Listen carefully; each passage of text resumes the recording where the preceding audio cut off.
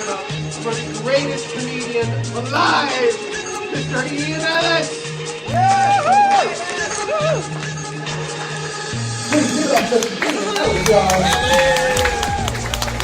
His name is Ian Ellis.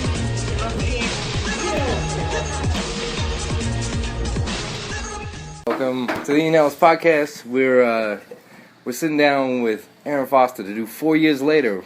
I had you on my other podcast, Chicago Open Mic. Really? It's been 4 years? It's been 4 years, man. Damn. And you were about 15 years in the game then, so now you're... Yeah, I'm getting close to 20, man. Yeah. Alright, so last time I had asked you, like, what's a story you haven't explored that you'd like to? Oh, shit. You said that you really wanted to talk more about, like, your mother. Yeah. I still haven't had the opportunity or to get too deep into that because it's such a touchy situation with my life. You know what I mean? And my goal is as soon as I get well known enough for people to care, then I can talk about it. Because most of the time when you start talking about real personal shit that might change the room from laughing for no reason and stupid, goofy laughter to something that could be serious but yet interesting but still have some laughter to it, people won't go wholeheartedly with you. Yeah. You know what I'm saying? So the room might turn and you have to go back to dick jokes. You know what I mean? That type of thing. Well, Jeremy Daniels is with us as well, and he was saying, like, what do you do once you've lost the crowds? What are some... Oh, shit. Sometimes, as far as losing the crowd, it's been a little while since I really lost it, and thanks for jinxing me for the night. I appreciate that. You're not even doing comedy now. You're doing... No, what is that, erotic poetry? No, that's a whole different event. This is comedy tonight. Oh, gotcha. This is actually from not a rival but a competing fraternity. Okay. Me and Calvin are in the same fraternity. Dave Boy is in the fraternity with the cats that we're doing the show for. Is there a comedy fraternity that I don't know about? No. These are is Skull and Bones a comedy? Right, we should have one. Though. It probably is, really. You think about the cats who keep each other working. You know what I'm saying? Like, which is weird. Like, Craig Robinson went to L.A. and hooked up with all them cats from, the Pineapple Express team, them dudes, and all those movies. So, everybody got their cliques and shit. That shit works out. But did I get off track? So we were talking about getting the audience back once you've lost them. Yeah. My bad, man. My God. I don't have ADD. I get drift off. I'm an old man. Yeah. But, the main thing you have to do always is listen to the crowd and figure out what they're interested in. You know what I mean? If you hear the feature or the cats in front of you talking about something that you can always grab, you got to have the material to go back to that. And it's I don't know if it's an innate art, but can it be learned? I believe so. And I'll tell you why I believe so. But you have to be able to feel the crowd's soul in some ways to be able to pull them back into what you're talking about. Refocusing energy. Yeah, exactly. You got the mic, so even if you get somebody who verbalizes that they not with you, you can still, either talk over them, talk at them, or talk around them, one of the two. But the reason why I say you could, that theory works is because, like, the first time I really got fucking booed was like 4,000 people. I was at the Chicago Theater. Congress Theater. Did I tell you that last time? No, who were you performing with? Oh, shit, man. I was I wasn't really a true rookie, but I was pretty much a rookie on that level. Okay. You know what I'm saying? That was the biggest show I had ever been in front of, and I was hosting it, which was a bad move. Theaters are weird, man. Like, it's such an open space. Yeah, it's a bit, and plus it was a rough ass crowd. I wasn't all that big into doing all black ghetto shit. You know what I mean? But and Bruce was the headliner. That's defending your life. At times, yeah, you gotta definitely. But you know who Bruce is? Yeah, man. Yeah, that cat was the headliner. He's one of my favorites of all time. Yeah, he's hilarious, but the crowd that follows him, rugged. Yeah, you got to bring it for him. So I stepped my little green ass out on the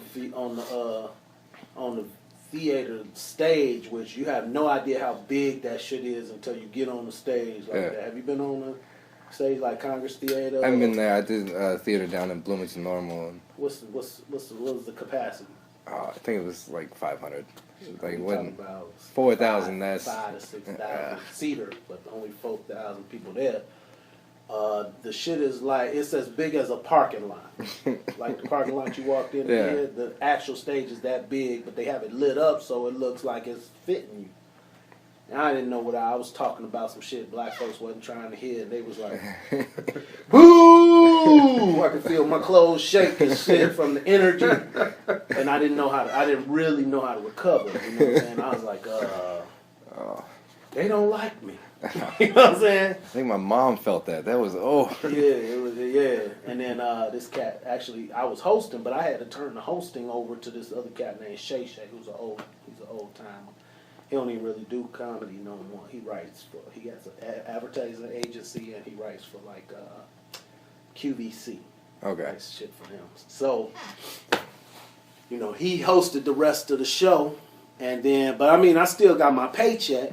You know, which that helped me put a Band-Aid on the wound. There's a couple topics I want to get into. There's been We got all day, man. As long as your phone ain't running out of energy, man. You got nowhere to go till 10. Hey, don't tell people I'm recording this with My bad. You Band-Aids can and rubber edit bands. We in the studio right now. Yeah, It's, I'm sorry, man. We're in the Hancock building.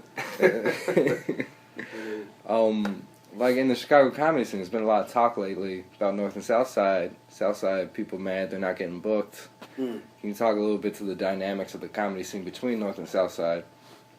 Because you're one person I know that not only do you play both sides, but you also play the suburbs and you do road work. So you're I've put in a lot of time to be able to handle all those crowds. I have my strengths and weaknesses, and I try to play on those. There is a lot of this, in my opinion, it's a long fucking conversation, but a lot of it is stemmed from political and racial boundaries that we have in the country, as well as in our little microcosm of a scene of comedy. And unfortunately, a lot of guys they feel they should get things that they haven't earned also. So there's a like a trichotomy or whatever, 4 edges of, square-cotomy. Let's make up some shit that comes into play, man. First of all, you have venues that plain and simply ostracize people of color, of any color, Spanish, Asian, black. That I don't know about. So what? Zanies has a historical history of ignoring black people. Yeah. Bernie Mac never performed in Zanies, ever. That's a black eye on that establishment that I'll never stop waving, because they deserve people to know that, and they deserve to be ashamed of that and change their patterns. Now they went out and got this cat Michael Isaacson, nice guy, very sterilized. He's a sterilized black person. He's a neutered. Very. Well, I won't say he's neutered. He's sterilized because he has some courage. Okay. And he's not a bad performer, but he's very sterilized. He won't talk about anything controversial that I've seen. And he fits those pockets that people that are not open-minded try to put. He's daytime TV. Anybody can sit down and watch it. You'll be all right. Maybe. I don't think so. I think it's a certain type of person that wants to see that. Somebody who's not very interested in anything outside of themselves. That seems like most audiences, in my experience, where it's very interesting. I mean, primarily people are self-oriented. I've seen that for sure. But a lot of people are interested in the art of comedy. It's hard to find those crowds, and they hide in places. Comedy literacy is not something that a lot of people have. Not at all. It's rare to find. Like your average person probably can't name 5 comics. Yeah, they can name, Dane Cook, Steve Harvey, the real big name cats that are household names, but they couldn't name some guys who don't make that type of money. You know what I mean? So in terms of the segregation in comedy, Mm-hmm. do you feel like comics push that, or is it just the bookers? It's everybody. You can see it. It's everybody pushes it, man, and it's just the nature of things in our society in America. If you go off the continent, you see that it isn't the same. Yeah. People don't realize, man. One of the things that you have to understand is segregation and racism kind of breed inbreeding, and that filters into everything. You know what I mean? Like Yeah. your friends, the cats you hang around with, the cats you feel more safe with, look like you a lot of the times. Yeah. In America.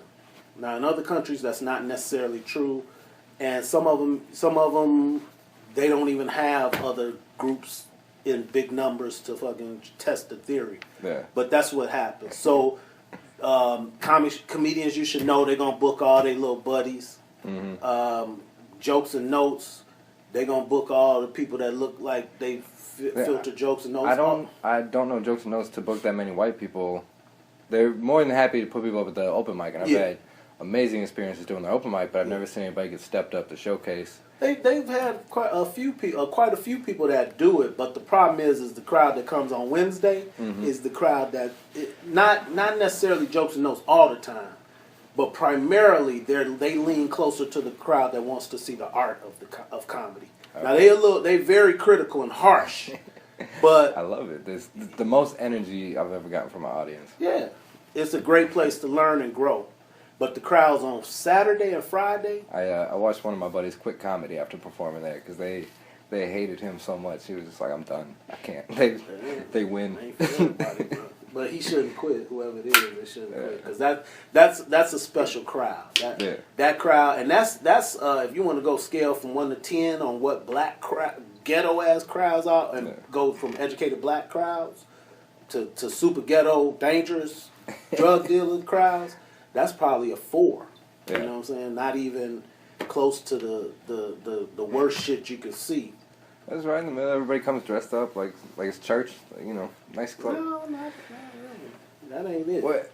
And with the racism thing, one of the things that I hated is I was like, these cats on the south side are getting paid $300 a show. Like I'm never making more than $50. Talk to me about the money being made on the south side. Shit, 300 is standard, but you talking like cats like J Deep and I mean Damon is probably doing $5 to $7 grand a show, and his normal is $1,500 to $2,500 if you put him on a show because he can draw. Damn. The cats on the north side don't demand that, and a lot of them don't deserve it in my opinion anyway. Why is that? Because the talent level ain't the same. On a lot of times, they're not struggling. I'm not saying, like, comedians, you should know them cats, they charge. Yeah. But, like, Coles, if you get 200 comics in there, probably 20 of them are ready to be paid. I don't know how anybody goes to Kohl's to work out material. That's where you I go to hang out. Yeah, that's all it is, really, is a hangout. And then, I respect what they're doing. But my point is you're not paying to go to Kohl's, and you paying $10 to go to see comedians you should know. You know what I'm saying? Laugh Factory is they've been very good to me, man, and I love that place. Did you get to meet Jamie Masada? Oh man, hundreds of times. He actually called me because we had a big old meeting. I actually for the Nasty Show.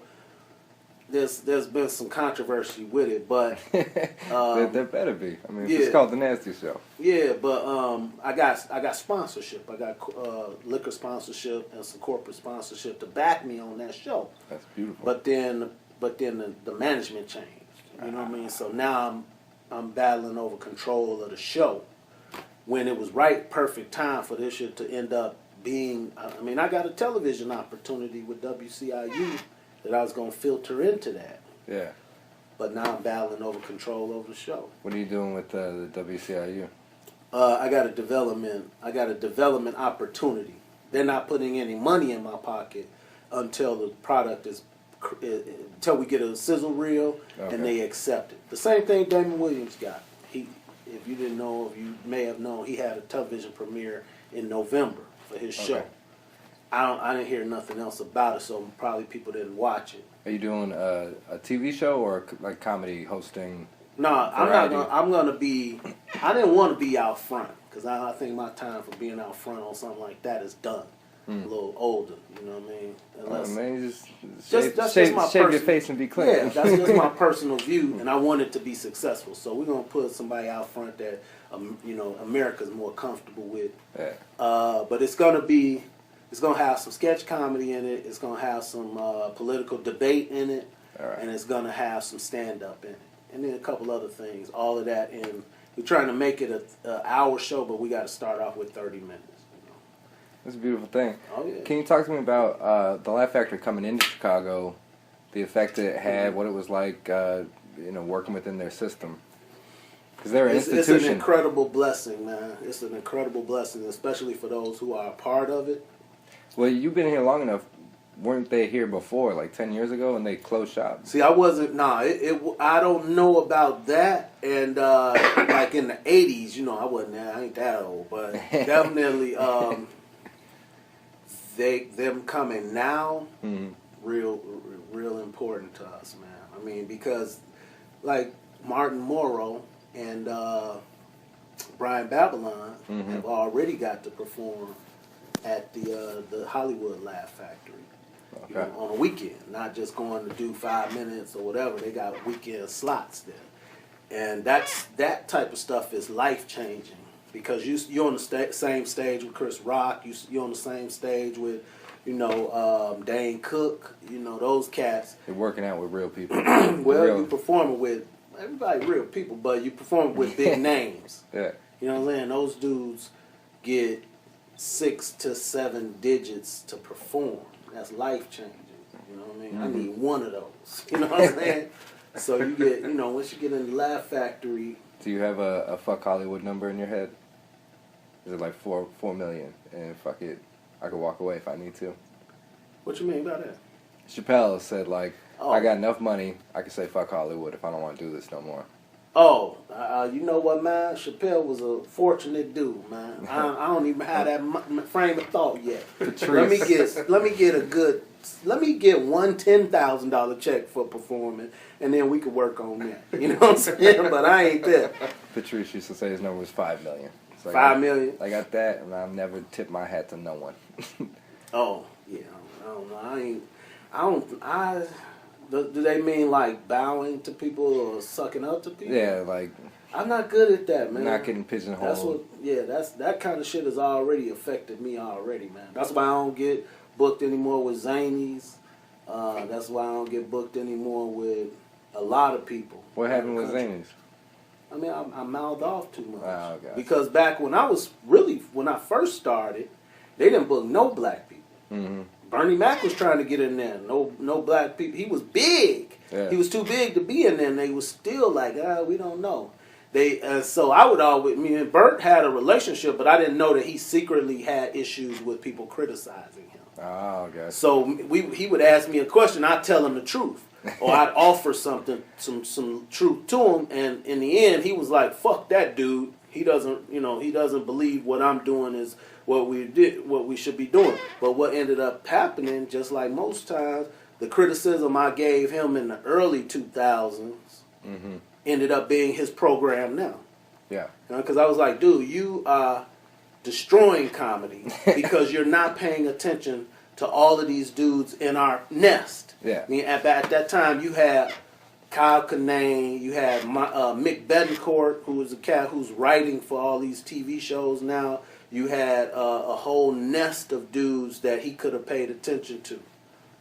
Well, Chicago's kind of running everything right now because we Hannibal, TJ, BJ Novak, Pete Holmes, like Yeah, all them dudes are doing very well. and that was 2000. They were the ones Right. trying to get in. They were, yeah. And so I'm arguing with his ass over email or whatever, and he just slowed down on booking me to where it's nothing.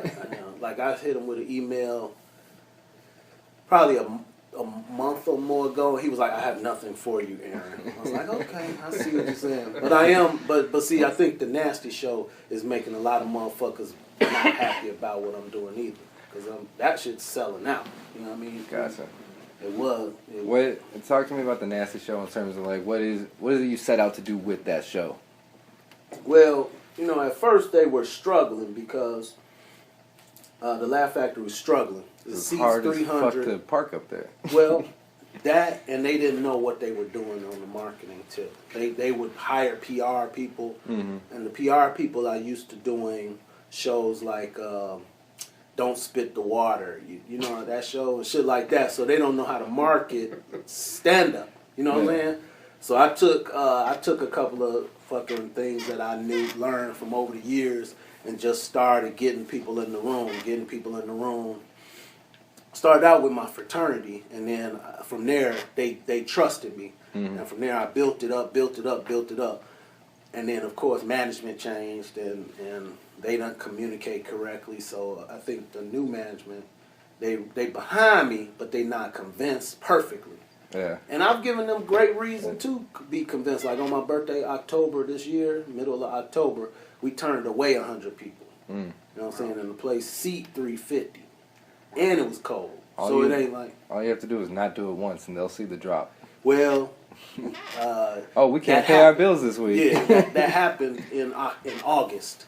And the management hadn't changed it. They were like, we're going to put somebody else as the host. And I didn't mark it. That shit dropped to 60 people, 70 people. And I was able And they were all asking, where's Aaron at? And the majority of them, I guess, I ain't going to ring my bell too much, but what ended up happening is I ended up being able to host for almost the rest of the year. I missed this last one because me and Lisa Traeger had a little incident. Did you hear about that? Or? No, what's that? I haven't seen her in probably 2 years. Oh, really? Yeah. Yeah, no. She just don't like me, man, because I made her look bad in that circumstance. We're doing that laughing chameleon joint. Yeah. You know that joint? God, it's the worst. Small, yeah. Well, I've done it a handful of times, and they weren't able to pack it out. And then one time we had an audience, half of them didn't speak English. And I was like, I don't understand the point of you being here. Yeah. So that's what happened. We did a show. And what I found out later from Colin Bullock was she lied. Because... he called me up. Colin Bullock was the booker. Yeah. He comic. He was like, "Hey, Aaron, I need you to cover for me at Laughing Chameleon. How much?" Cool. All right, I'll do it for you. Went up there, and she was like, "Yeah, I'm the headliner, and you're going to feature for me, and blah, blah, blah." And I was like, "You sure you want to do that?" She was like, "Yeah. You know me, I host. I don't give a fuck. I do whatever. Yeah. 5-minute guest spot. Money don't change, I'll do it." So I get up there, and it's about 9 people in the room. And, of course, I've been in the game long enough I've done shows with 4 or 5 motherfuckers, and I know how to handle it. So I bang it out. They having a good time. Oh, yeah. And just going. Show is ready. Yeah, everybody having a good time. You lined up the pitch? My time is up. Yeah, I see y'all walk off the stage. Now, you know how small that room was. Right. She went up there. And she's a good comedian when it's like a Laugh Factory setting. But when it's a setting where you got to be with people in a room, you know what I'm saying? Like right now, we just talking. You got to be able to handle yourself in that circumstance. I haven't seen her prove yet that that's how she is. You know what I'm saying? That she's able to handle that. Well, she started doing her set, and that's not how you handle a small crowd. You cannot just go right into your set. They're going to see right through you. It's like, "Hey, how are you guys doing?" "Yeah, all right. So where's the black people at?" You're like, "Dude, there's 6 people in here. Ain't no black people." You know what I mean? So you can't go there. Don't talk at me. Yeah, don't talk at me. So it was a cat who was like a Russian mob dude, and I found out from Colin that he actually owned part of that shit. Yeah. And he was the one that brought in it was all these Russian people when I was there, and I was like, "Oh, was he?" Yeah. See, that dude he had 3 or 4 broads with him. Man, that dude, I wish I could meet that motherfucker because we were sitting there, you know what I mean? He had this chick that he had to have purchased this bitch. Yeah. You know what I'm saying? She was Polish, mail order bride, 22 years old, big old fake titties, barely spoke English, but did exactly what he told her to do. Yep. You know what I'm saying? So he's sitting there, he looks at her and goes, "Hey, you!" Boy, they start bantering because he was like, he started talking at her. You know, people think they helping you when they heckle a little bit. And but instead of handling it in a smooth way, She was like, your dick's probably small, and that's why you have to do blah, blah, blah. And I was like, oh, she going down the wrong lane. So this dude looks at me off to the side over there by the bar and says, hey, you. And I'm like, what? Don't bring me into this. Nah, I was like, he's like, I'll give you $600 to get back on this stage. And I was like, what? He said, I give you $600. And this motherfucker stood up and peeled out $600 Damn. to get back on this stage in 20s. You know what I'm saying? Like $600. So by that time, the room's small enough to me. If I had already walked up on him, he handed me the money. And I looked at her, I was like, hey, this is probably not the best move for me to make. But this is $600. yeah, he just handed me $600. I need that mic. You know what I'm saying? So I peeled her off 80 because she didn't say nothing about how much she wanted. If she had been like, I'll give you the mic for 300, I'd have been like, I'd have gave her the 300. She'd have walked a little happier. But She took the 80 though. Mm-hmm. Went home. I heard through the grapevine she was crying and called and all this other shit. Was mad at the world. You know what I mean? Ever since then she been acting like she hate me. She got Megan Gailey acting like she hate me in front of her. You know, but outside of that, you know, phony women now. She's like, hey, Aaron, how you doing? Then when she get around her, oh, I hate him too. You know, that phony shit. He's a bully. Yeah. He So in other words, stage. that shit filtered into the nasty show. Because I was like, damn, she friends with the one of the managers. And so they keep, you know, they kind of kept the same rotation. When I get to do the shows that I've sent in proposals for, it won't be the exact same rotation. So more people will be like, oh shit, it's gonna be, you know. But I was like, man, this chick we don't get along. I know this shit's gonna go bad. And finally, the last show, I didn't say her name right. Last 3 weeks ago, I said Lisa instead of Lisa, and she flipped on stage. He hates women and started talking all about them. You on the nasty show. You supposed to be nasty. Who the fuck I'm gonna talk about? I ain't never sucked a dick. I don't understand that. You know what I'm saying? I can't talk about that. I'm gonna talk about titties and pussy. Yeah. But she snapped on me, so I was like, I came back at her a little bit, but I ended up getting in trouble more than her. And it was because I needed to just be tempered and be like, yeah, that's all right, that's cool. And I could have roasted her, but she cried when I took the 600. If I roast her ass, she would be trying to get Ricky Gonzalez to fight me. You know what I'm saying? Over some dumb shit. So since you're running the showcase, who are some of the local cats that maybe don't get the attention? I'm not running it like that, but I can suggest. But to answer your question, okay, on both sides of the fence, you know who I like, man? I like that Aaron Sutherland cat. Okay. I don't know why, but there's something about him I like. And I seen him a few times, and I like this dude. He gonna go well. Because I predicted when TJ, I was like, as soon as they see TJ, Comedy Central gonna come in here and get his ass. And sure enough, he ended up in that one funny ass, that crazy movie about the turtle looking thing. Okay. And I think, I used to think, what's the old boy's name?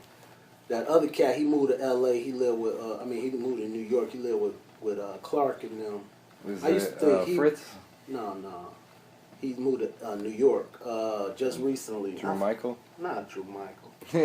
Drew Michael, he gonna do well, but I think they're gonna push him off to writing. Oh, nice. He's a brilliant comedian, but he's an angry, mean person, and Hollywood don't really grab that from what I've seen. Yeah. Unless they like, oh, he's Jewish, we're gonna let him give him a pass, and he might be the next whoever that angry yelling motherfucker is. Louis Black. Yeah. No, because Louis has. You still love. You Louis. still love him, yeah. Yeah, but nobody. You're ingratiated to his anger. Exactly, but Drew's a little more alienating. Oh yeah, he man, I was there. I've been there like 2 times when he started fights with people in the audience. I've seen him get in the fist fights too. You seen him get in a fight? He Yeah. fought back? Yeah. Really? Who did he fight? I can't think of his name. It was a comic that has a beard. He does drawings and shit. And I guess Drew was late, so the comic went up and just started roasting him about being late, and then Drew, like, they got into it and started, people had to pull him apart and throw him out of the room for the night. Which room was that? Comedians You Should Know? No, this was years ago. It was the one that's got the popcorn factory in the back. Casey Brown runs it. I don't remember what it's called. A lot of people I don't even know no more. I haven't really been going to the city the last couple of years, except for like No Shame I Like, which is where Loft on Lincoln used to be. Okay. Which is a special thing that's never going to come back around.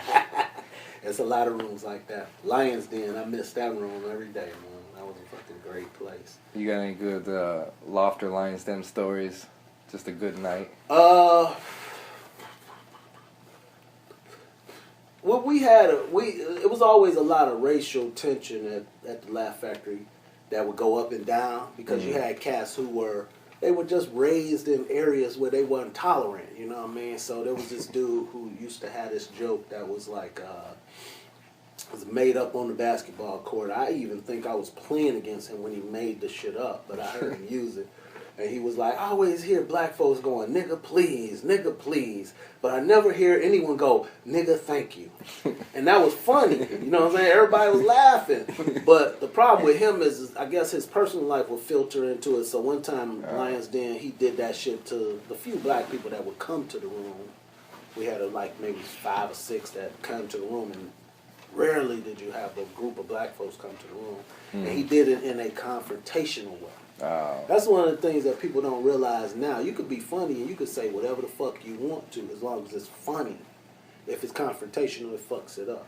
When your energy can hold them underwater almost. Can you talk a little bit, because like Jeremy's here, get some advice in terms of how confidence sells jokes and the energy you were just talking about to be able to get away with saying something awful. Say something awful. I say lots. I mean, of you awful just things. summed it up, man. It's simple as that. We make it more difficult than it needs to be. Yeah. It's really all confidence and what being willing to stand on what the fuck you just said and move on to the next topic. You know what I mean? If you say something totally awful and it don't go over, you go to the next topic. The crowd is like, okay, that's done. What else are you listening to? But if you dote on it, and then it's not funny and not funny and not funny, and you don't have the material to change it, then you make the crowd hate you, and then eventually that shit implodes on you. They leave or they stand up and start yelling at you. You know, that can happen. You know who does that a lot? Lesbians. They do. They will stand up on your ass and be like, that shit ain't funny. Especially black lesbians. Boy, they don't have no valve. All right, so you had a CD out a while ago. How come? I feel like you should be. Where's the next one at? Should have been 3 of them since the last time I saw you. I've been more concentrating on trying to get my fucking bookings together. Like, I got management, I got all of that shit, but she keeps telling me to give her 60 minutes of comedy. And then every time I get a chance, my damn computer goes out. You know what I mean? Like, I had this program, I think it's called Paradigm or something, and it was perfect. I was like, I'm going to do it, you know what I mean? I put the fucking thing together. Computer catches a, virus or something stupid. That type of thing. So, I mean, I got material that I could put together. And then the company was a big company that was behind me, but they put no money into the advertising of it. I guess they expected me to advertise. And they picked up a lot of people from our scene. But it's the same company that put together Pineapple Express. So they got money. They just didn't feel confident enough about what the fuck I was talking about. Probably. So, I don't know. I don't think CDs are hard, man, anymore. All you got to do is basically it's somewhat of a podcast, but you're doing it on stage. Where's the Aaron Foster podcast? You know what, man? Because you got famous friends. I guess they are. They pretty famous. They ain't giving me no money. But I actually, with the Laugh Factory's Nasty Show, part of our plan was to do a podcast every Saturday before the show. In the VIP area, we're going to have the wine company was going to pay for a wine tasting for the VIP group, as well as we're going to have it is, you got to, like right now, the VIP group, all they get to do is go in early. You know what I mean? That ain't VIP. That's early entry. So we're gonna have like a little chick walking around with free samples of some of the liquors. Like one of the liquors they brought me was a shit called agave. I don't even call it shit, but that's your first impression of it. It was like agave, you know, like the cactus. Of course, I'm like flattered that they even considering putting some money behind me. So I'm like, yeah, that shit, you know. We sitting down with Jamie, all of those cats from the Laugh Factory. Do you trust his opinion about comedy? Let me come back to that. And so, you know, they were like, yeah, and this stuff is great. The cat who does all the IT, I knew him from a long time. They're like, this shit is great, blah, blah, blah. And I'm like, yeah, in front of them, but I hadn't tasted it. Man, I tasted that shit. I was like, holy shit, this is good. This is incredible. It's like a tequila, but it also has a kind of a French cognac in it. Man, it's sweeter too, right? Right. You can just drink it down. Man, it's one of those things that it's gonna be a lot of girls getting pregnant naming their kid agave. That's a be careful drink. Man, beyond it, tequila. You know what I mean? It's real good. So we're gonna have some girls passing that type of stuff out, different wines and stuff, and we're gonna do a podcast in the, you know, up there, and then whatever else we have going right before the show. So then once the show filters in, you know. Yeah. In my druthers, we'll be taping at least one person during the show for the television show. You know what I mean? So we'll you know, hopefully that still happens. Sounds like a great synergy of getting people involved in it. Man, really. Man, people will be lining up. We already had lines around the corner. It'll be people fucking, we'll have to do 6 shows a night, especially if it starts to get on television quite often. You know? What happened with the Joliet show? Did you just shut it down, or? The dude who was running that, man, that dude didn't have no money. He was playing games. Oh, gotcha. And he was a friend. He is a friend of mine. I'm still friends with him. But he was playing. He was kind of trying to. He really was shoestringing the budget. You know what I'm saying? He's like, when the people come, that's. Yeah, we're gonna be doing this and that when the people come, and you know, I'm like, well, shit, we done been doing this shit 5 months. You know, Listen, Moses, where your I don't marketing? have 40 years. Yeah. And it was cool. I mean, I got a lot of the cast down there that, you know, a lot of cast came down there. So, it was cool, but it ended. And he ain't talked to me since. What are some of your thoughts on Jamie Masada's? Okay. Jamie has been in the shit for a long time, man. And he's all business. Yeah. You know what I'm saying? A lot of them cats who, I think the problem with Jamie, I don't know what he says to a lot of dudes after they sit down with him and perform. Mm-hmm. But people put too much stake into what he says. Now, he was real cool with me and kind with me. Obviously, he liked what I was doing because I became a part of their little rotation. And, you know, he's, man, like I said, he called me when he found out my mother was on life support. And that was amazing. You know, I'm like, damn, this dude called me, you know, said if there's anything. But a lot of comics go in there, and to be honest with you, a lot of them cats I wake up one day and say, I'm gonna be a comic. They show up and sign up, or they get on somehow in front of dudes who've proven themselves, wasting a spot, but they are hanging their fortunes on Jamie Masada's word, and that ain't how this shit goes. They looking at him as the gatekeeper. Maybe, you know what I'm saying? They do it for that moment, and then they believe in them, and they get their feelings hurt, and they either go quit, or they go get bitter and talk about the Laugh Factory. The dude obviously knows what he's doing, but you know, this is the type of business where specifically you got to be able to say, all right, these people don't like me. Fuck them. I'm going to go find somebody else that does. Fuck you and everyone that's down with you. Exactly. Let me keep rolling. That's all. That's all you can do is keep rolling. Keep rolling. I love shop talk. So what's some comedy philosophy?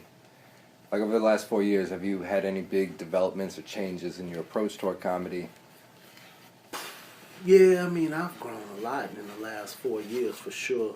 I think I focused more on the business end of it, man. And that's what's way more important. Like, I used to be really into, I think I wasted probably 4 or 5 years just being at the open mics. I'm at the open mics, I'm working on my craft, Yeah. And then I hit the road and I see these motherfuckers who are getting paid. Some of them headlining over me, all of that, can't do the job. You know what I mean? Because they focused on the business first versus focusing on the show part of show business. They show is weak, but their business is strong. Jay Harris, great example of that. His business is very strong. Old Diamond J.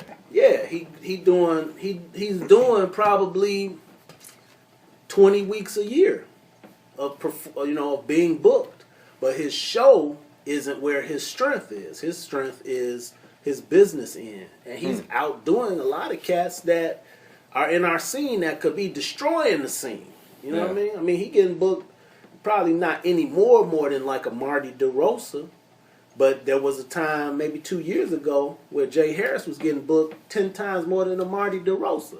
Yeah. And that cat's very talented, you know what I mean? Yeah. Mike Leibowitz, them cats, they funny. They know what they doing, but their business end, they business end is short-sighted or stuck on what they can do. Like if you got a family, you can't be all on the road and shit 25. What would you tell yourself then about how to handle your business? Yeah. Back then or right now? Both. Well, back then I would say, hey man, you're paying way too much attention to the people around you's opinion, because that's all that is you like, man, if I could do these mics and that clique starts to like me. Yeah, if them cats like me, then I know I'm somebody. And you searching for a reflection that you already have out of somebody else. So you want to get booked at this show, you want to get booked at that show, and then you wasting time. Because every Wednesday, that's a week. And I used to be like, man, I got to get on the stage at Jokes and Notes. Now, I'll do everything Tuesday, Wednesday, Thursday. Then Wednesday will come, something will come, I can't do it. Now, you know what I mean? Now I got to wait another Wednesday. I found myself waiting for Wednesday. Not 2 years then gone by. Yeah. When I could have been in Connecticut doing a show, or, in Georgia doing a show, because they didn't book me. How are you booking then? Are you sending out tape? Are you emailing? Just because I've been in the business so long, I've been able to. I've always started with a consistent email blast. Okay. People, they underestimate the value of that. And some people talk about me. Yeah, he's always sending me emails. Got a lot of haters that are unwilling to learn. If you watch other people and see what's worked for them and implement it into your business or your part, then you grow. It's like having a fucking purse with marbles. Tell people all the time, like you might hate Mike David, but he innovated the game, opening his own club for sure, putting out albums. Like you have to respect his hustle. No, he ain't. To me, he ain't even a comedian. He's a radio guy. Yeah, radio host, all that. But he did his shit, and I don't like him. You know what I'm saying? But I mean, he's hard to like. Yeah. But the motherfucker did his thing, and it's a bunch of people like that. You know what I mean? But these other guys, they they short-sighted, man. But so what I've been doing is I've been collecting emails and bookers and all that stuff for years and years and years. So when I do call the club or when I send an email to the club, they know who it is.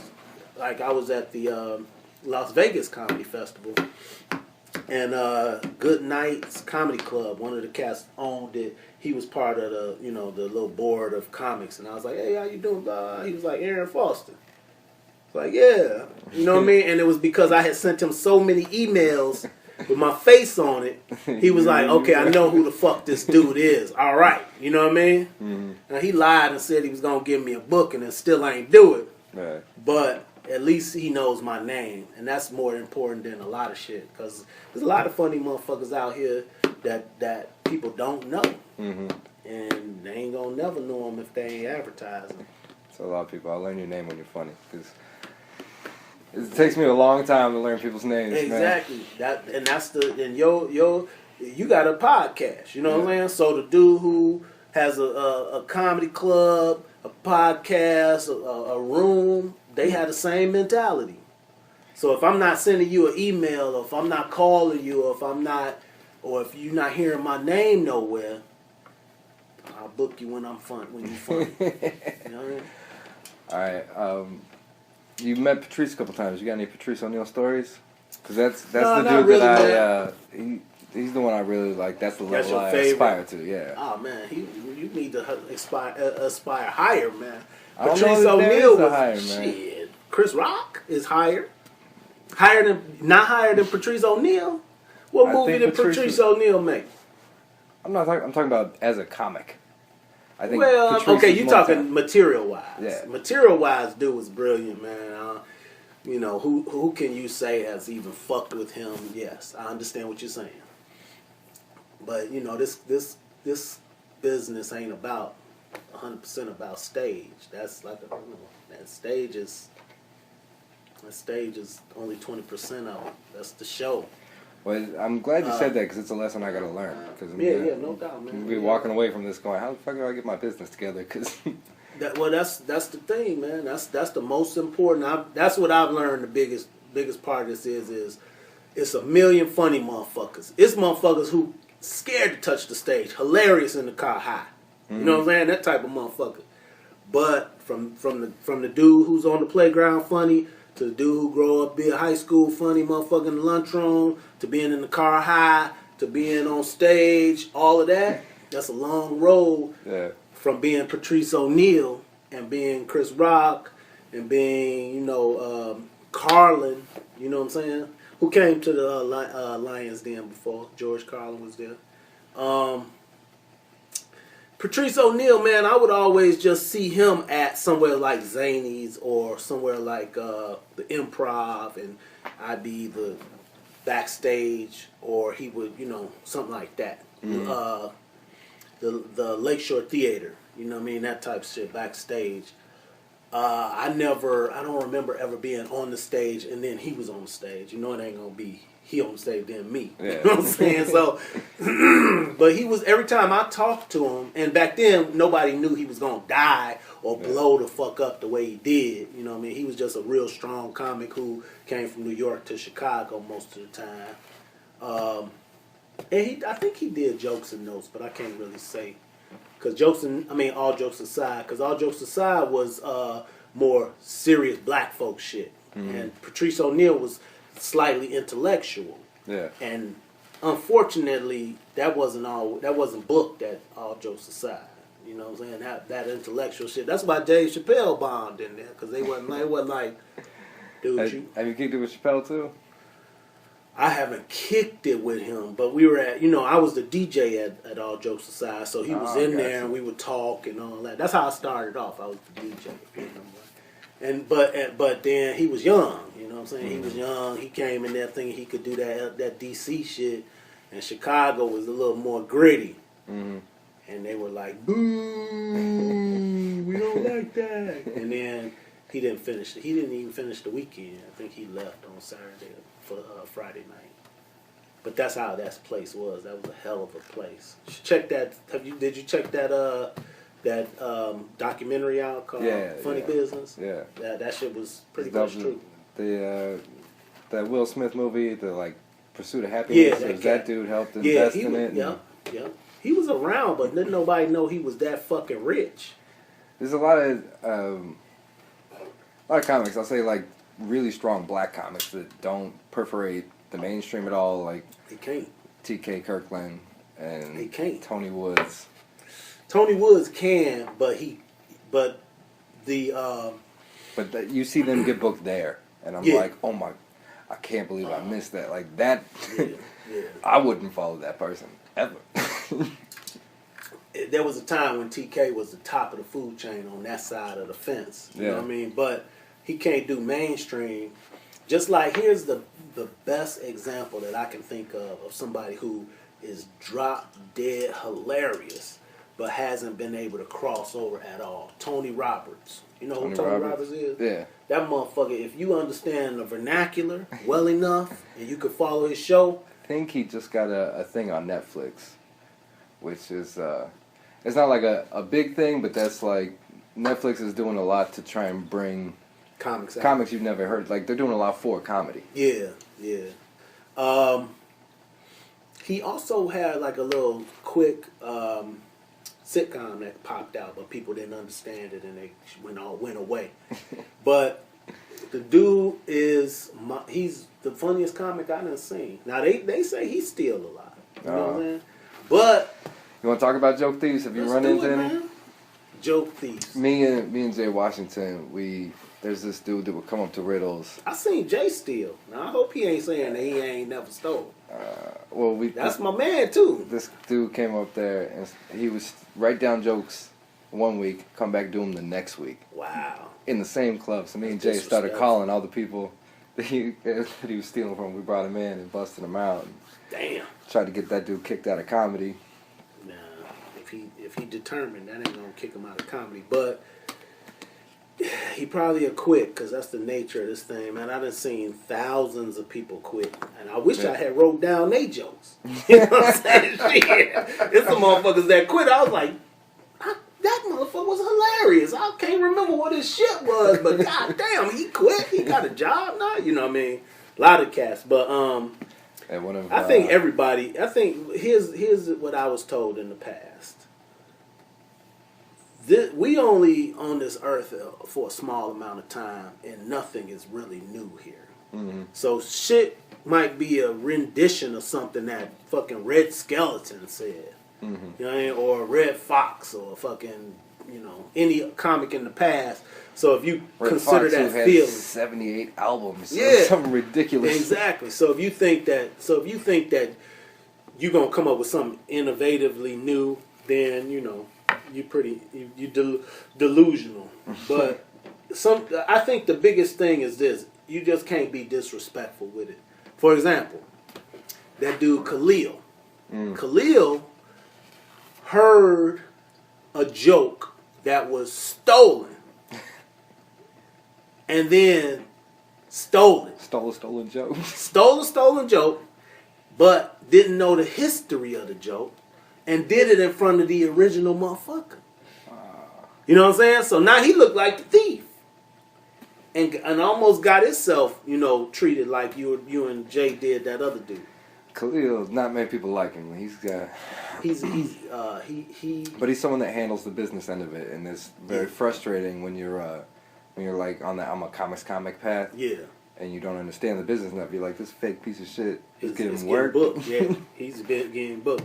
I was there at the beginning of his thing, man. He struggled a lot with ethnic demographic. Like, my favorite comic is this cat named George Wilborn. And he used to be the host of All Jokes Aside. Mm-hmm. And I was in the office with the owner, Raymond Lambert, and George one day. And he was like, I was like, well, we were talking. And he was like, the one thing that you have to always remember is demographics, no matter who you're in front of. And that's part of the reason why I can do all these different sides of comedy, is because I've developed enough jokes or enough variations on my jokes to be able to understand demographically who I'm talking to. Yeah. Khalil, when he first moved from, I think he's Iranian or Indian, one of the two. I think he's Indian. Yeah, either one. The color system, the racial color system in India is very cutthroat. Oh. And so that shit filtered into his early career. And he was very, very callous. You know what I'm saying? Like, he'll say shit to people that really your valve is supposed to clean up a little bit in order to make it palatable for who you're talking to. Yeah. And so people hated him. They're like, ugh, I didn't like him. You know what I mean? I was like, this dude is going to make me beat his ass. I just felt like I've never met someone so impressed with himself. I guess that could be the case. All right, Jimmy, you got any questions before we get out of here?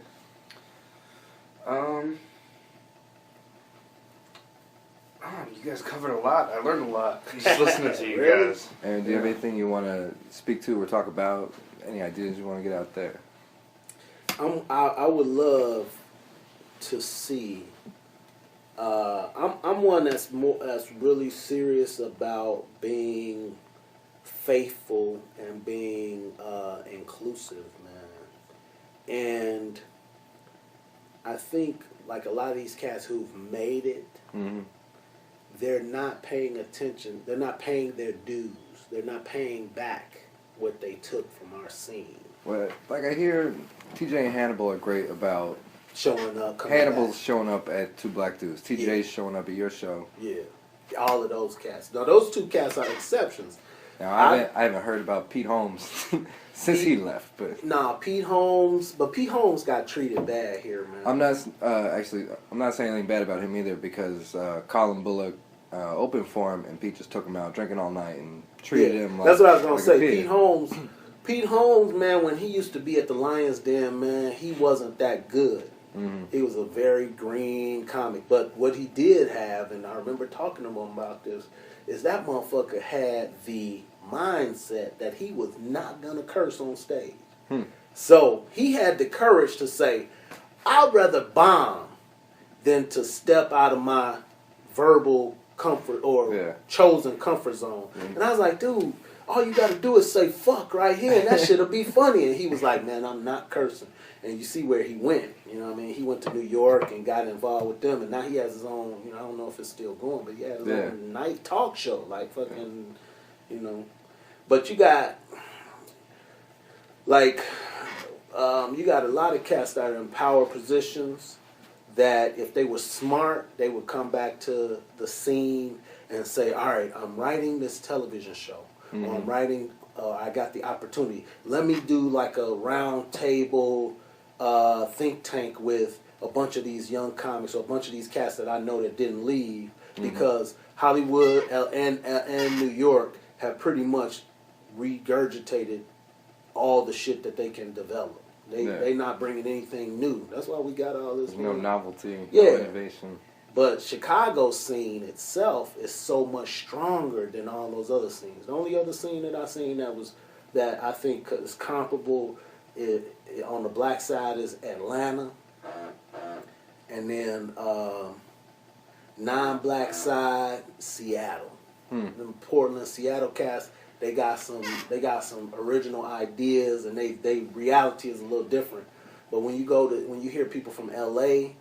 or that even people that go to L.A. melt in and try to come back, they terrible. You be like, damn, dude, you were funny when you left. What the fuck happened? Well, you find out they ain't been on stage but once a month over the last 2 years because they left. They not as blessed as like a Kyle Kinane or it's a lot different in Matt LA Brown. New York. Because you got less. Well, in L.A. for sure, you got to be kind of blessed onto a stage, or you got to know somebody to get onto it, especially a major stage.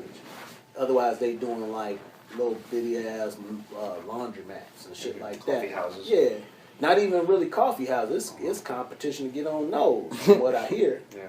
But then they come back and they comedy is sad. There's a lot of dudes. Like it's this dude who's a friend of mine who used to be solid. His name is Jason McNeil. You know Jason? Mm-hmm. Well, he went to L.A. and he really had about a good 5 minutes. But he had a solid 5 minutes, and he had a good 30-minute show. But the 5 minutes was like, oh shit, and the rest of it was like, okay, this sounds interesting. Well, he went to L.A. and he didn't have the connections.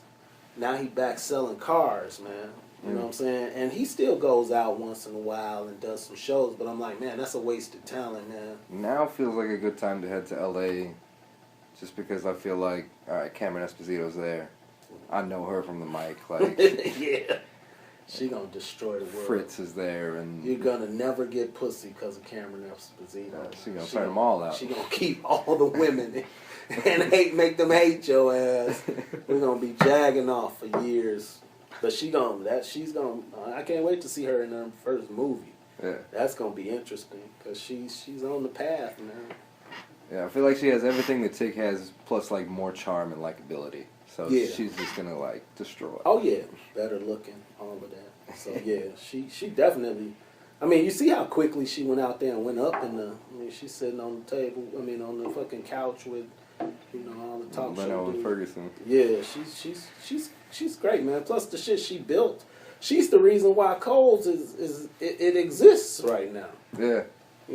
Adam Burke is trying to carry it, and that little black girl, what's her name? She hosts Coles too. She's good, but her ego is gonna fuck her up, and she gonna quit. I promise you, she gonna quit. Or Her, she gonna go her to LA humbling and is going to do- be great. Huh? Her humbling is going to be great. No, I don't never vote on, celebrate anybody's humbling, but I've had interactions with her, and I'm like, this chick doesn't get it yet, and That's I've where seen you- people get humble. That's where people quit, is when Yeah. you get that first one. If you don't have Well, you this, probably that I'm going third to get humble. through this. Exactly. Yeah, and that's what I think is gonna happen to her if she can handle it. And I don't see her having the fortitude from what I've seen. But her friend, I forgot the girl. She kind of heavy, black chick. She got the fortitude, but I don't think she has the scene behind her as well as that other girl. But she's funny. She's funny as hell. I forget her fucking name too. All right, man. What are your plugs? Where can people find you? Oh, shit. Okay, I just entered into this deal with these cats, but if you just go to cstandup.com or aaronfoster.net, or you go to, laughfactory.com, I'm going to try to stick it out with them as much as they allow me to. Join my email list at aaronfosternet@gmail. Just send me an email. Hey, add me to your list. That's the primary thing I'm trying to do. I want to be able to get my email list up so high that I ain't got to ever ask a motherfucker to be booked. All I got to do is go to the Chicago Theater and send out an email and be like, hey, they'd be like, oh, it's 7,000 people trying to get into your 3,200 seat show. Add another show, you know what I mean? That type of thing. And that's how we control our shit. That's how we end up being subjected to Bert or even Jamie. Jamie's a great dude, but he's in control of a lot of careers. Yeah. So we should be able to control our own shit by controlling the marketing, man. That's the key to all of this shit. That's the secret. That's the main secret. That's why Hannibal is so good, because people put money behind him. Now everybody knows who he is. Mm-hmm. If he was, I don't know what he's doing on his own to collect emails or anything like that. So he was just on like 3 different TV shows, and they had the first comedy awards on Comedy Central, the horse shit. Uh-huh. But like people were just shouting him out in the audience, like, Hannibal's here, yeah. And I was like, what is he doing that they're putting profile on him like that? Like, this is... He got the marketing behind him. He got the machine behind him. Yeah. The machine is 100% behind him. That doesn't take away from his talent. He still got to go do his shit on the stage, Mm-hmm. and he's doing his thing. But the machine, it's like what's old boy name? Kevin Hart. Mm-hmm. Kevin Hart got booed out of Chicago Yeah, well, at whatchamacallits, at Leon Rogers' room. I had TK on, and I was like, what do you think of Kevin Hart? He's like, Kevin Hart's not funny. I love him. He's my dude. He's not funny. Yeah. That's what my point is the machine behind you. The machine has brainwashed the majority of people. Those are the guys that they want to be in front of you because they safe. They safe. You They hear about them so much, you feel like you're missing out. But if you were Well, to just take, if you fooled, if you like that, if your mind is like, I got to do what other people do, yes. But you got cats who, like T.K. Kirkland, who gonna pretty much continue to maintain a truthful level with you. mm-hmm. That let you know, hey, the machine is in control of the people who are sheeple. You know what I mean? They follow what people tell you. Like all of a sudden, like his joke, pineapples. Kevin Hart's joke, pineapples. That shit makes absolutely no sense. It's not even really funny. But because they put it in front of people and said, hey, y'all, look, this funny. This motherfucker's out here saying, pineapples. It's not funny. Like TK said. I watched this special, and I'm like, you would get booed at an open mic here with You talking about 80% of your acts. You talking about the one where he had that fire behind him? Yeah. And he was like, let me see fire! Whenever he was bombing and shit. Yeah. Exactly. And that's because the machine is behind them. Now, Hannibal's more talented than Kevin Hart. Yeah. And he running with like Dave Chappelle and Chris Rock coming to see him and shit like that. That builds your mystique. Mm-hmm. So I hope he does come back and start, Hannibal, I hope he does come back and start giving motherfuckers jobs. That's what he need to do. Mm-hmm. I know he gave Prescott Toke some bookings, and I was like, hold on, motherfucker, I gave you your first real road gig. Where's my motherfucking gigs at? You know what I mean? But I ain't that type of dude. I know, I know he got his own agenda, and I ain't putting no pressure on him. I try not to even, trying to latch on him. Cats be like, oh, he in town, and they be calling him. I'm like, man, I ain't gonna call him because that's kind of like anti where I came from. I'm like the old school Q. Fuck you and your crew, unless I'm getting paid too. You know what I'm saying? Not say fuck him. That's my man. I ain't saying fuck him, but I'm just saying I'm not gonna jock you because your shit is golden. Yeah. Was he always like a standout? Like, did people always like, oh, he's gonna be the guy? Like, Never. No. He was never the standout. But what happened is, and this is my honest opinion, man. I believe this shit happened. It was him, myself, this other cat named Renald Adolphi, and Kelly Williams were the only black people in the room on that side of town from like 2000 to about 2006, 2008 probably, but I was on the road from 2005 to 2008-ish. And I think they saw him and was like, we could use him, he's safe. Because I used to say all types of ridiculous shit on stage. I was always confrontational. Renald Adolphi wasn't funny. You know what I mean? And Kelly Williams was... Wasn't she just in Oprah's... Renald Adolphi is a dude. No, Kelly. No, Kelly Williams is a dude. Oh. He moved to...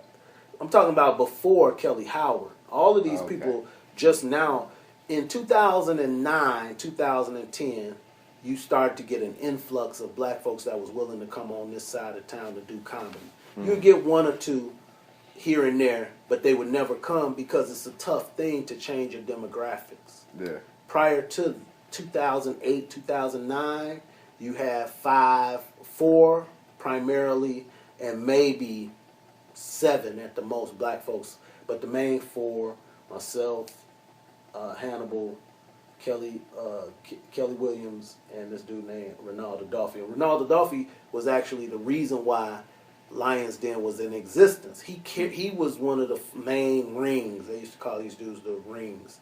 It was like 5 of them that started it up when nobody would come and kept it going when it was 5 people in the audience, 6 people, and then eventually people caught on. People started coming, and then the crowd filled up, and then the comics list started to get into the 50s. They pushed through the lean times. Yeah. So, but he moved to L.A., and Dwayne Kennedy was more of like, a mystic dude who would come in once in a while, and everybody be, oh shit, Dwayne Kennedy's here.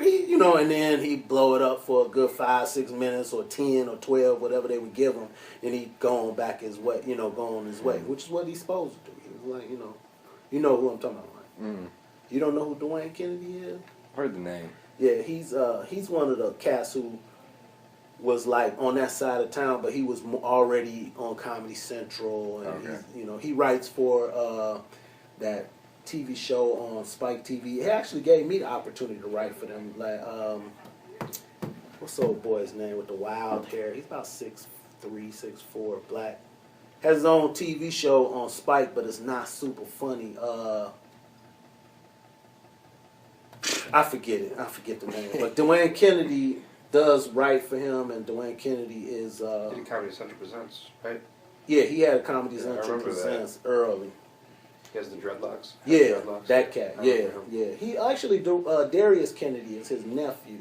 Okay. But, nobody knows that really. You know what I'm saying? Darius coming up. But when Comedy Central and whoever the machine was, they came and saw Hannibal and was like, out of all the black people, because then they took Kamel, they took TJ, they took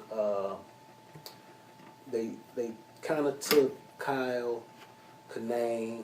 He was kind of a slight afterthought. You know what I mean? He was funny as hell, but I think they were a little scared to latch on to him. They took Matt Bronger. They took Dan Telfer. No. He's working for At Midnight. He you know what, that dude earned his wings. Not by comedy, but writing and doing his thing. Where he's at, he's earned that shit by just being like, "Fuck y'all, I'm doing this, and this is the way I'm gonna do it." And he gathered a following with his dinosaur joke and all of that, but he wasn't chosen like that. They picked it's a bunch of cats who. Junior's about to go up. He's on Attell's new show coming up. Who, Dan Telfer? No, it's Stopka. Oh, Scott, that motherfucker, yeah, that motherfucker, man. They better watch out for him. Yeah. He's gonna be one of them beyond He's gonna Hollywood wreck stories. No, I think you know what, you're right, but it's gonna be in a phenomenal way. You know, like he gonna do a triple murder or something. Junior, yeah. He's some girl, he gonna fall in love with some girl who just is trying to get her career together and use him and be like super fine and shit. And then she gonna break his heart, and he's gonna kill her whole family and the cat. You know what I'm saying? And walk down Sunset Boulevard wearing their heads or something crazy like that. Junior had a vest full of heads on. You know what I mean? TMZ. You know what I'm saying? That type of shit. But he definitely is on his way, man, for sure. And I remember when him and Danny Callis used to bomb ritualistically. I mean, they used to eat it. Like, damn. But they, see, what was funny is when I went on the road, they had just kind of started. Yeah. Danny Callis and Junior, and they was bombing, eating. Then I went on the road, came back, they was kind of running the scene. Motherfuckers was like, man, Danny Callis and Junior. I'm like, what? Those two motherfuckers? Are y'all serious? You know what I mean? Because I think I disappeared for like 3 years with the Comedy Zone and with who else? I was working Comedy Zone. Some of the funny business, but they act real funny about the business. Then Summit Comedy was real good to me. Comedy Zone was the major one, though. You familiar with Comedy Zone? Nah. Heffron Entertainment, man. If you're trying to hit the road, you better pay attention to these fucking things. Well, I've never known how you get an agent or a booker. I've just been trying to I build. mean, people you interviewing and you ain't listening to the I don't shit. interview anymore. You don't? No. Okay. See, I'm building my audience off of every week I release 5 minutes of new comedy mixed over a beat, like a 50 Cent single. Okay. And so my audience is built solely off of my comedy. Okay. But then I've had, I had Lunel, Tony Woods, TK Kirkland, you, Cameron. Like people that I feel don't get the recognition they deserve. Yeah. But are like power. Yeah. People that are beast. Yeah.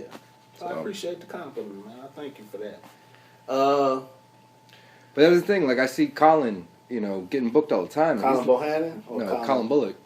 Colin Bullock is like Dan Telfer. You know what I'm saying? A lot of people don't think they funny, but they have a niche group that like them, and their business end is tight. And I'm looking at Colin Bullock like, man, I need to be on a couple of these shows you're doing. Yeah. You know what I mean? I just took him to the Drop Comedy Club. But the way you do it, man, is first of all, you got to maintain contact with them. They got to know who you are. So if you don't have an email list or if you don't have a group of emails that you just send shit to, you failing yourself.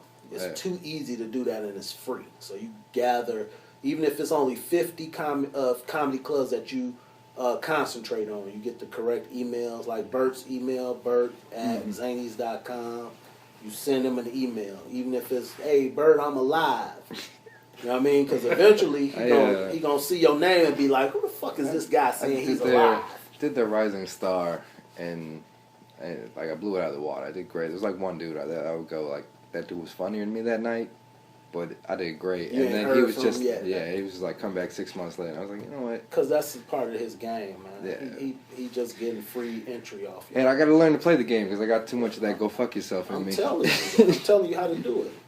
I'm telling you how to do it. It's all about contact. Well, with Zanies, they not gonna book you until they ready to, and and you got to be slightly popular or you got to suck his dick, and I'm not good at that, so I ain't doing it.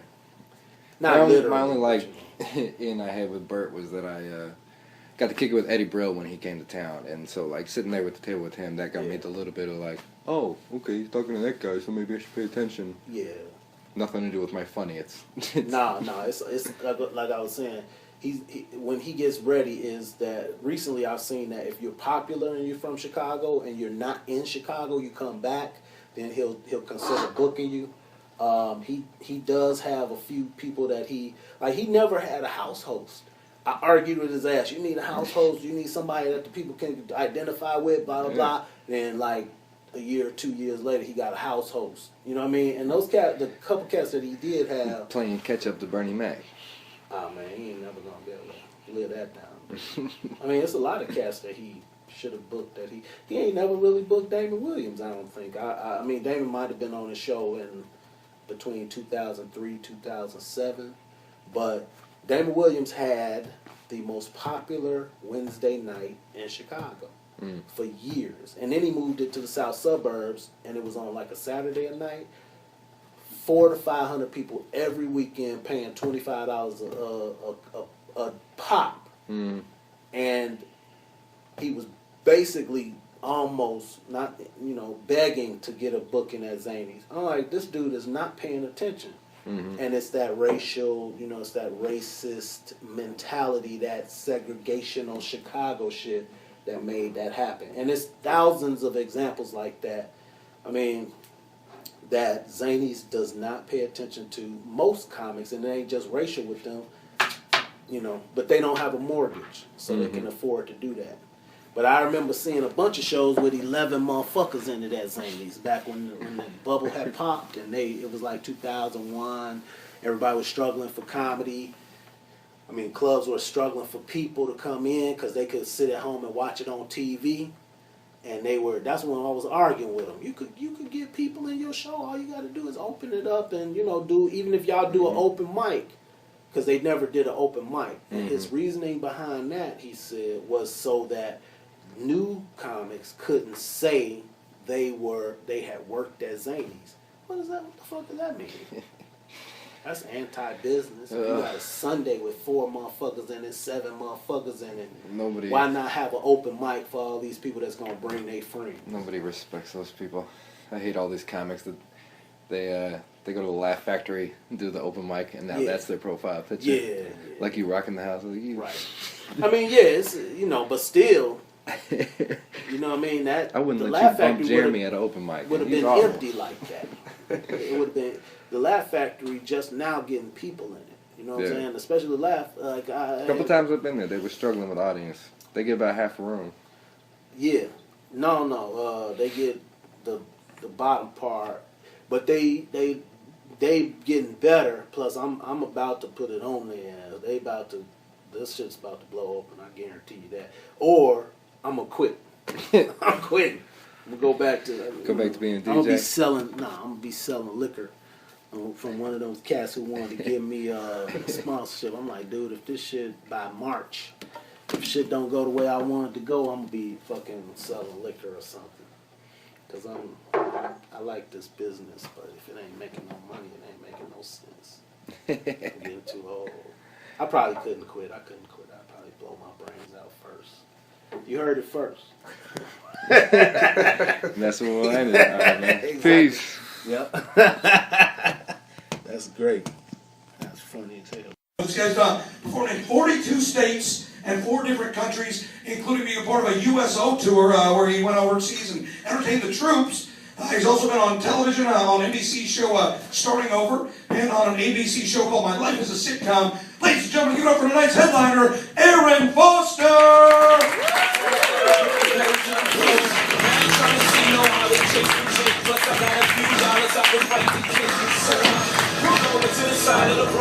Hey, y'all ready to take this to the next level? Yeah! Come on, that's not everybody, come on.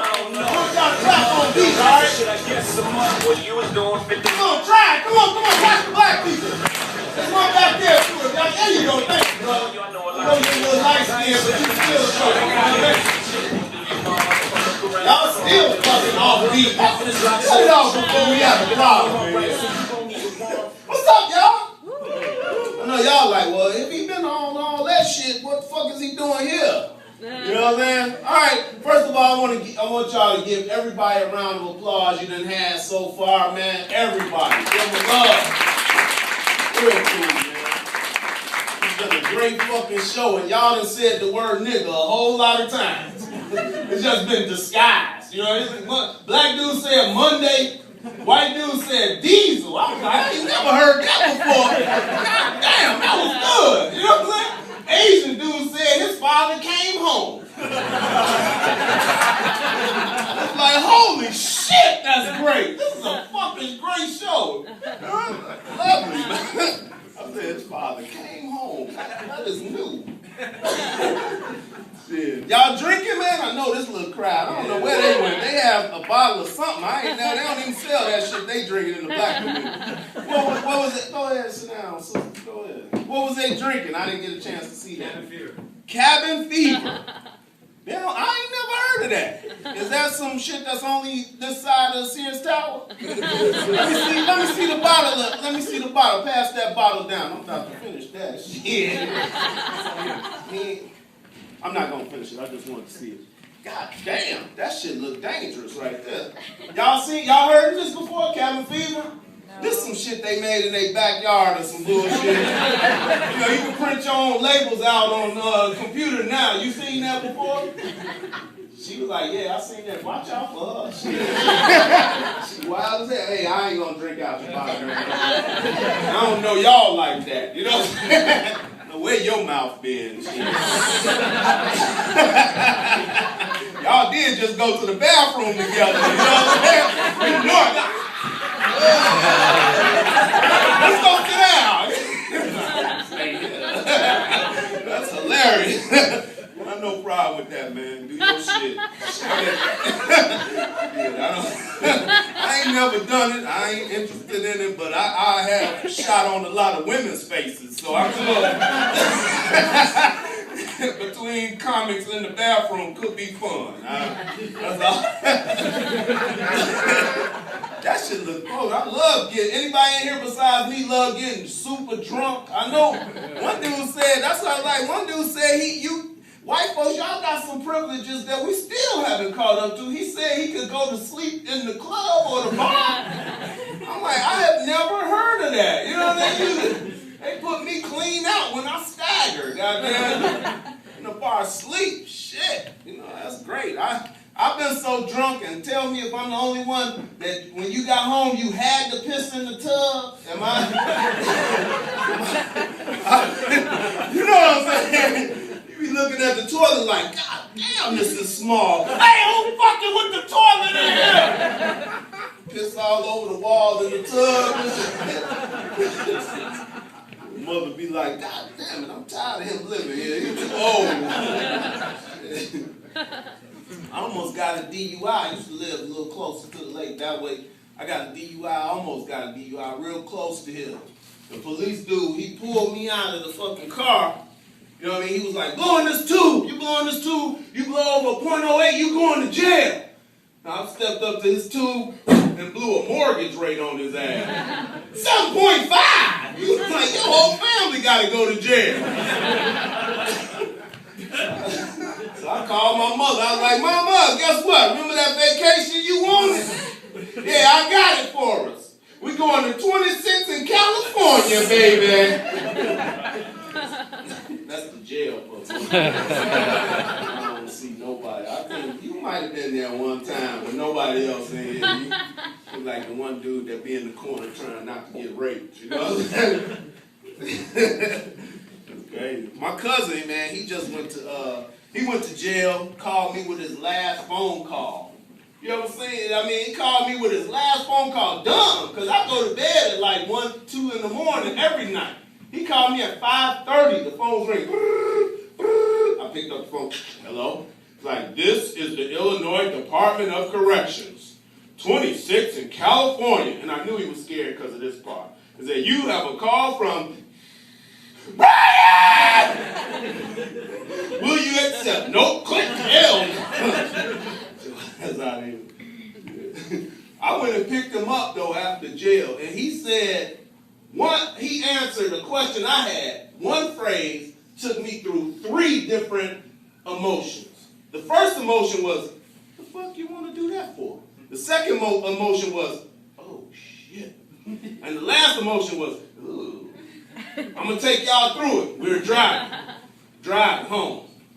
He just got out of jail less than 20 minutes ago. I said, hey man, you just got out of jail. You just did 8 months. What do you want to do? He said, I want to go straight to the dentist and get my teeth cleaned. The first emotion is, what the fuck? The second emotion is, oh shit. The last emotion y'all laughing at is, oh god damn, that had to be a terrible 8 months. You know?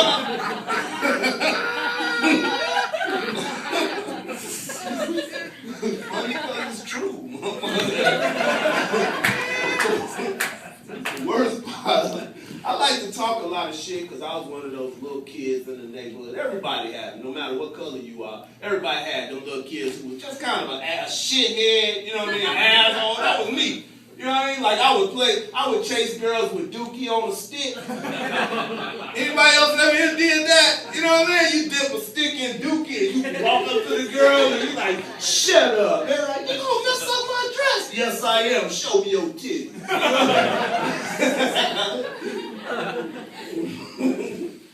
what I did. That's what I did with my time. True. Oh shit, I'm about to try to drink out of it. I didn't even drink none of that. What was that, night train y'all had? Night train. One time? Nah, I don't know where your lips been. We went through that. You got a cup, I drink it out the cup though. I do want to try it. I ain't got to go home for, a little while. Because police treat black folks a little different. I don't know that. But y'all do. I don't want to. Y'all seen the Rodney King tape. I didn't say that was because of you. I said the police. Are you a cop? You treated like that in here? You a policeman? God damn. That's crazy as hell. And I saw you pouring something in that Sprite. I know it was.